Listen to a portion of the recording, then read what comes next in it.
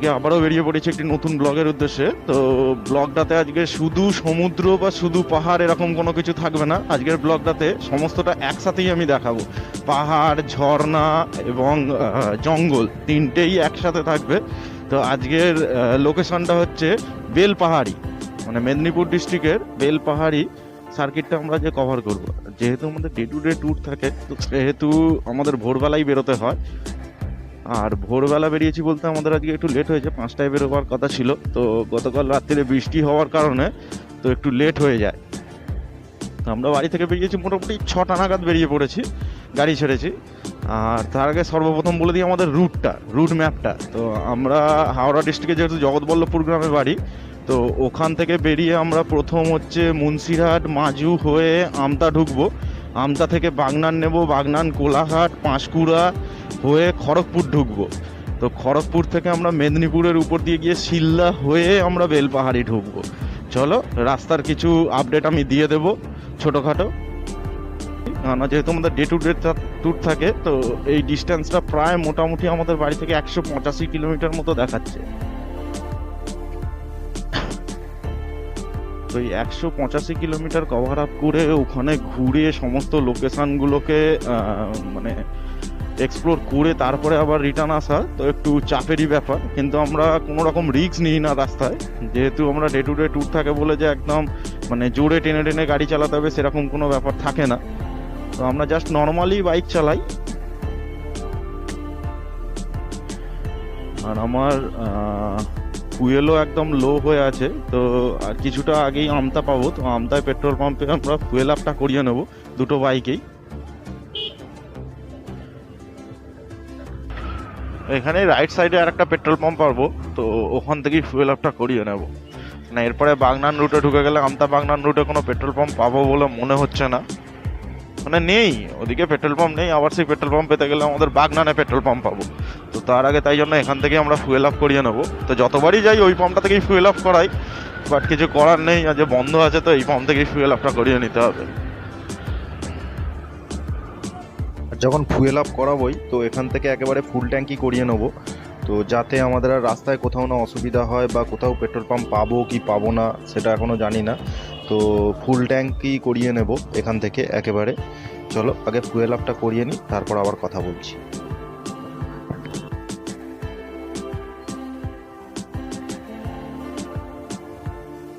Fuel up করানো হয়ে গেছে, তো মোটামুটি 1400 টাকার মতো তেল লাগলো।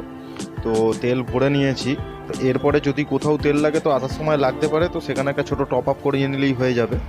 আর এই সামনে যে মোড়টা দেখা যাচ্ছে এটাই কলাতলা মোড়। তো এখান থেকে আমরা লেফট সাইড নেব বাগনানের দিকে, আর সোজা গেলে হচ্ছে আমতা।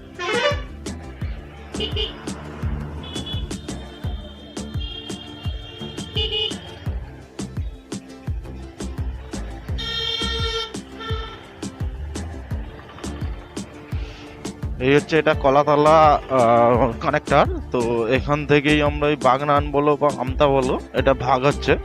তো আমরা লেফট সাইডে নিয়ে নিলাম, এটা বাগনান যাচ্ছে। তো আর বেশি বকবো না, তো চলো একদম সোজা দেখা হবে বাগনান গিয়ে একদম হাই রোডে। আর এখানে একটু ফ্রেশ এয়ারটা আমি নিয়ে নিই, তার সাথে তোমরাও থাকো আমার সাথে এই ভিডিওতে। আর যদি ভিডিওটি ভালো লেগে থাকে তাহলে একটা ছোট্ট লাইক করে দিও, সাবস্ক্রাইব করতে অবশ্যই ভুলো না, শেয়ারও করো। আর যদি কোনো কিছু অসুবিধা হয় বা কিছু জানতে ইচ্ছা করে তাহলে কমেন্ট বক্সে অবশ্যই কমেন্ট করো, আমি যথাসাধ্য পারবো অ্যান্সার দেওয়ার চেষ্টা করব। চলো এগিয়ে যাই সামনের দিকে।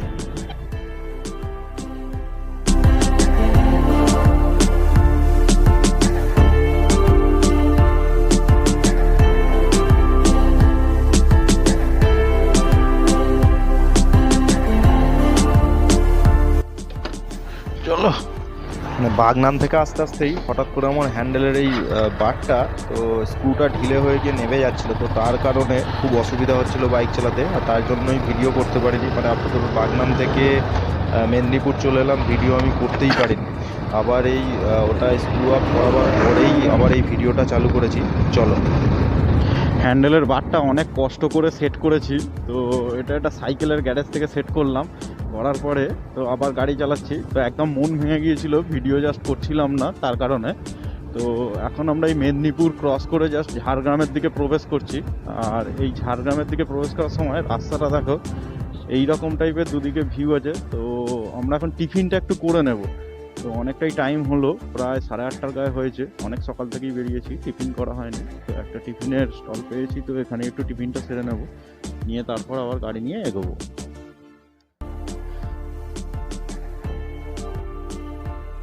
আর মেদিনীপুরের সেই বিখ্যাত টিফিন আমাদের হাতে চলে এসেছে, সেই শালপাতার কুটুরি, তাতে মুড়ি, ঘুগনি, ঝুড়ি ভাজা, আর সাথে হচ্ছে তেলে ভাজা। মানে এর থেকে ভালো টিফিন হয় না সকালবেলা, কারণ উল্টোপাল্টা খেলে আবার এত দূর গাড়ি চালাতে হবে, শরীর খারাপ হয়ে গেলে তাতে আবার বিপরীত আছে।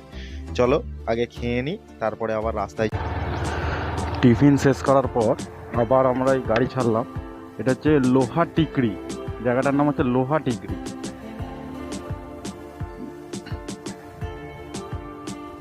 মানে এখানে সিনেক বিউটিটা মানে অসাধারণ,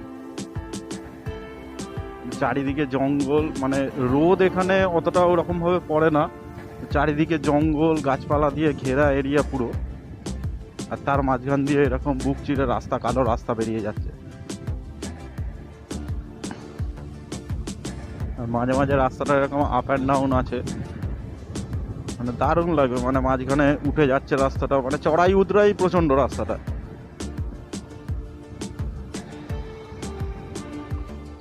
দেখো এদিকে আবার লাল পাতা, মানে শুকিয়ে গেছে জঙ্গলটা পুরো, চারিদিকে পাতা শুকিয়ে পুরো লাল হয়ে গেছে, দারুণ দেখতে লাগছে, অসাধারণ লাগছে জঙ্গলটা।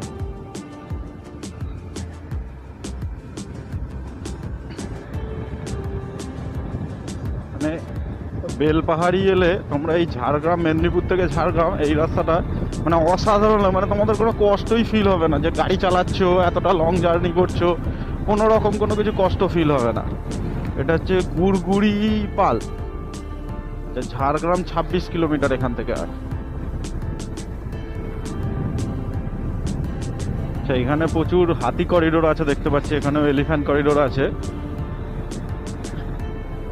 মানে এদিকে সচরাচর হাতি বেরোয়, মানে যত মানে যা করিডোর আছে দেখে বোঝা যাচ্ছে হাতি বেরোয় এখানে। সেই জায়গাটার নাম হচ্ছে চাতরকোলা। মানে বাঁকুড়ার লালমাটি বা মেদিনীপুরের লালমাটি এইসব যদি মানে এখন তো উঠেই গেছে, এখন আর এসব কিছু নেই, সবই ঢালাই রাস্তা হয়ে যাচ্ছে। তো এই সবগুলো এখনো কিন্তু এদিকে বর্তমান। আজকে ওয়েদারটা মানে খুবই মনোরম, মানে একদমই ওয়েদারের দিক থেকে কোনো রকম কোনো প্রবলেম নেই যে প্রচণ্ড রোদের টেম্পার বা এরকম কোনো কিছু নেই। অ্যাকচুয়ালি 2 দিন ধরে বৃষ্টি হচ্ছে, আর এই বৃষ্টিটার জন্যই আমরা ওয়েট করছিলাম। মানে অনেক দিন থেকেই প্ল্যানটা হয়েছিল যে বেলপাহাড়ি যাব, কিন্তু ওয়েদারের এতটাই করুণ অবস্থা ছিল, মানে টেম্পারেচার প্রায় 42 ডিগ্রি 43 ডিগ্রি, আর এই টেম্পারেচারে মানে বাইরে বেরোনোটা অসম্ভব ব্যাপার। তো সেই কারণে আমরাও বেরোইনি। এই 2 দিন জাস্ট বৃষ্টিটা হতেই আমরা একদম বাইক নিয়ে বেরিয়ে পড়েছি, আর লেট করিনি, যেহেতু আগে থেকেই প্ল্যান হয়েছিল, প্রি প্ল্যান ছিল। তো আমাদের সাথে আরও একটা গ্রুপের আসার কথা ছিল, তো সৈকতদাদেরও আসার কথা ছিল কলকাতা থেকে, বাট সৈকতদার কাজের প্রেশার পড়ে যাওয়ার জন্য সৈকতদা অ্যাটেন্ড করতে পারেনি। এবার সৈকতদা না আসার জন্য সৈকতদাদের গ্রুপের আরও 4-5টা ছেলেও আসতে পারেনি। তো আজকে আমাদের এটাই মিট আপ হওয়ার কথা ছিল, কারণ আমরা আগস্টে আর একটা প্ল্যান আছে ইস্ট সিকিম। তো সেই প্ল্যানটার জন্যই এখানেই আমাদের মিট আপ হয়ে এখানেই সমস্ত কিছু প্ল্যানটা ডিসকাস হয়ে যাওয়ার কথা ছিল, তো সেটা তো আর হয়ে ওঠেনি। যাই হোক, পরে একদিন আবার সৈকতদাদের সাথে মিট আপ করে নিতে হবে। রাস্তা খুবই ভালো, শুধু মেদিনীপুর থেকে কিছুটা রাস্তা ছিল যেটা হচ্ছে এই ঝাড়গ্রাম বাইপাসটা ধরার সময় ওইটুখানি রাস্তাটাই শুধু খারাপ ছিল, বাকি এমনি টোটাল রাস্তা মোটামুটি সুন্দর। মানে কোনো রকম বাম্পার নেই বা কোনো রকম অবস্ট্রাক্ট নেই, দুদিক দিয়ে গাছপালায় ঘেরা রাস্তা, আর এরকম মাঝখান দিয়ে গাড়ি ছুটছে, মানে কোনো রকম কোনো প্রবলেম হওয়ারই কোনো কিছু নেই। মানে অরিজিনাল যে জঙ্গল, আমরা অনেক হয়তো পানাগড়ের জঙ্গল বা ছোটোখাটো অনেক জঙ্গল দেখেছি, কিন্তু এই দিকটা হচ্ছে মানে বড় বড় জঙ্গল, 2 কিলোমিটার 3 কিলোমিটার বিস্তৃত জঙ্গল, জয়পুর ফরেস্টের থেকেও অনেক বড় বড় জঙ্গল আছে এই দিকটা। আর আমারই একটা বন্ধু মানে আমাদের সাথেই গ্রুপে ট্যুর করে, তো ও থাকে হচ্ছে চন্দ্রকোনা, মানে অফিস পারপাসের জন্য চন্দ্রকোনা ওকে থাকতে হয়। তো ওর মুখ থেকেই শোনা কথা যে এখন নাকি প্রচণ্ড হাতি বেরোচ্ছে এদিকে, মানে জঙ্গল থেকে হাতির উৎপাতগুলো মানে বেরোচ্ছে, মানে গ্রামে গঞ্জে হাতি ঢুকে পড়ছে। তো সেই কারণেই দেখা যাক, যদিও আমাদের ভাগ্য ভালো থাকে তাহলে আমরা হয়তো হাতির দর্শন পেতে পারি। সেখানে আবার একটা হয়তো নদী টপকাবো। তো এই নদীটার এটা হচ্ছে কামাখ্যা ঘোষ সেতু।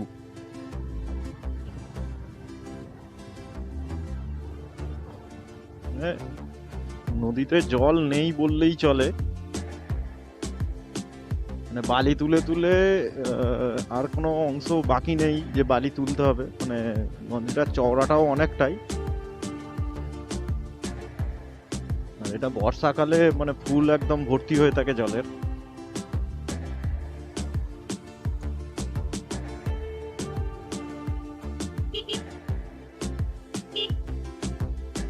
এখানেরও একবার 360 ডিগ্রি ভিউটা তোমাদের দেখিয়ে দিই।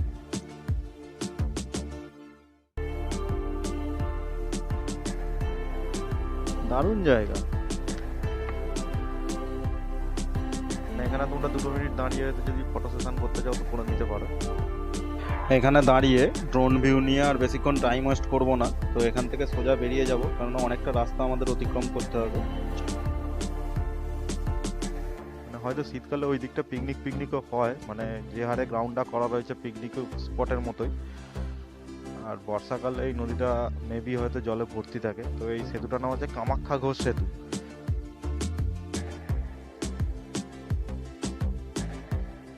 আর বেশিক্ষণ দাঁড়িয়ে এখানে টাইম ওয়েস্ট করবো না, এগিয়ে যাই সামনের দিকে। চলো।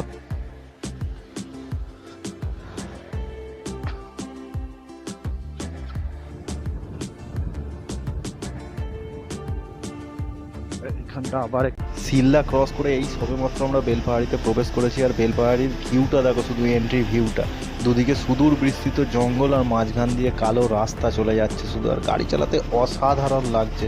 আর এই এপিসোডটা এখানেই শেষ করব, কারণ টোটালটা দেখাতে গেলে ভিডিওটা অনেক লং হয়ে যাবে। তো তার কারণে এটা 2 এপিসোডে ভাগ করে দিয়েছি। তো পরের এপিসোডে দেখিয়ে দেবো বেলপাহাড়িতে কোথায় কোথায় ঘুরলাম, তো কিভাবে দেখলাম। চলো টাটা।